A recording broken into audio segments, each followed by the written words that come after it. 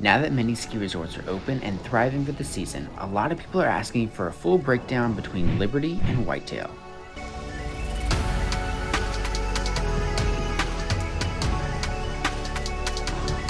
And although these two mountains are only located 1 hour from one another, you'll see that these ski resorts are actually quite different. Ski resort comparisons can be a complicated thing because every person might be more concerned with one aspect about the mountain compared to another. But I make it a point on this channel to always answer every question asked to the best of my ability. And I'm going over 4 key categories that will help us determine once and for all which mountain is the best. So here we go. If you somehow only had the time to ski or snowboard at either Whitetail or Liberty, which place is best for you?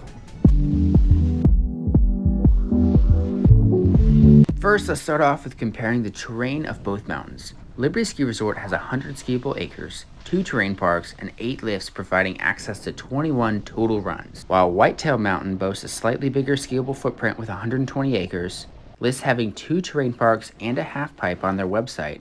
And although I haven't been there while the half pipe was open, it'd sure be fun to try. And they have 9 lifts accessing a total of 23 trails.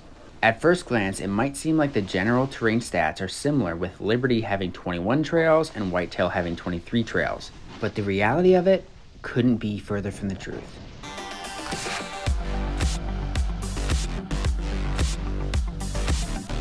Although the trail number totals are similar when looking at their mountain maps, you'll quickly notice that Liberty's backside mountain counts 2 trails for each run down. For example, Upper East Wind and Lower East Wind count as 2 runs towards Liberty's total, but only amount to about a half mile in total distance. Now I will say that this is a common way ski resorts can inflate their trail number total, and you'll see it used similarly on many trail maps. However, Whitetail does not do this with their trails, and it is truly a breath of fresh air when you're looking at the map. Each of the main slopes at Whitetail are from the summit back down to the base without changing the name of the trail you're on. So if you start on Limelight near the top of Whitetail Express Quad, you'll ride continuously for about 2/3 of a mile on that same trail, meaning Whitetail's trails are much longer and wider than Liberty's trails. But trail length is not the end of the best terrain debate between the resorts. Although Liberty's trails are shorter, they allow for more versatility. With many turns and trail cut-through options, Liberty can provide a fun and agile side to your day on the slopes. One of the runs at Liberty even gets turned into a small mogul run when they have enough snow, if you're into that. Both mountains have their longest run listed at 1 mile, but Liberty only has a vertical drop of 620 feet, while Whitetail has a vertical drop of 935 feet.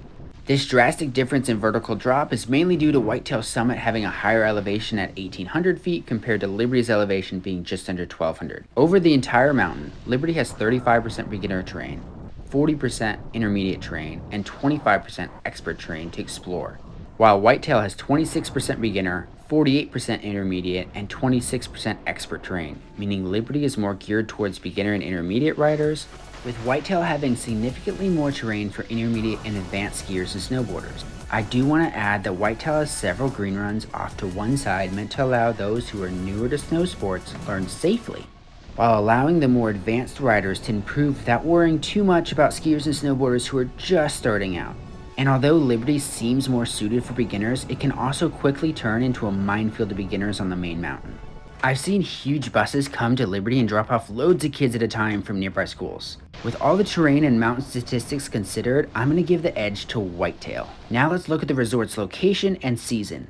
Both resorts opened on December 20th this season and are projected to remain open through March 16th, weather depending, obviously. But depending on where you're driving from, the mountain's physical location may be the most important factor for you. Liberty is 1 hour from Baltimore, an hour and a half from DC, 2.5 hours from Philadelphia, and 3.5 hours from Pittsburgh. And Whitetail is an hour and a half from Baltimore, an hour and a half from DC, 3 hours from Philadelphia, and 3 hours from Pittsburgh. So depending on where you live, the other resort may be an additional hour drive from you. But Liberty is closer to a lot of people on the eastern coast who don't have many other skiing options to choose from. And both mountains are easy to get to without too much need for traversing any curvy mountain roads like other ski resorts. Because Liberty is slightly closer to those bigger cities, it gets the edge for location. For the third category, let's look at pricing. Now most people in the area know that both Whitetail and Liberty are on the Epic Pass. So if you're on that, you can choose to ride at all Epic resorts as many times as you want for free. But if you don't have an Epic Pass and you still want to ride at Liberty, it'll cost anywhere from $99 on the weekdays up to $115 on the weekends. Not only is this a steep price for a single day lift ticket, but it's the exact same pricing for Whitetail lift tickets as well. The only difference in lift tickets between these resorts is in regards to their night skiing operations. Both resorts have 100% terrain open for night skiing, but Liberty is open throughout the week and charges between $75 and $92 depending on which night you choose, while Whitetail is only open for night operations Thursday through Sunday and on holidays, and they always charge $92 regardless of which night it is. The positive side being night lift tickets technically start at 3 p.m. and they go all the way to close. So for pricing, the edge has to go to Liberty because it has cheaper possibility of night skiing on certain days. The last category I'm comparing today, some think is the most important of all, and that is the vibe of the mountain. How do you feel when you visit? How friendly or helpful are the staff? Do you feel welcomed when you visit, or do you feel ignored and underappreciated? These are all questions you need to consider when looking at the mountain's vibe. Liberty Mountain has a nice vibe that seems great for kids and those right out of school.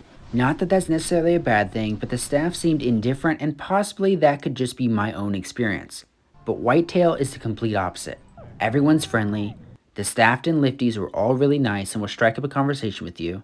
Even the other skiers and snowboarders are all in a really great mood and just seem happy to be there. And that's why I'm giving the mountain vibe edge to Whitetail. So with Whitetail having the edge in terrain and mountain vibe, and Liberty having the edge in its location and pricing, the ultimate best ski resort lies in what you value the most. I personally put a lot of weight in the terrain and mountain because that's where I'll be spending most of my time, and that's ultimately why I'm going to give the win to Whitetail Ski Resort. Do you agree with my decision? Do you think I got it wrong? Let me know in the comments. But if you're looking to find the best ski resort in Virginia, then you need to watch this next ski resort comparison.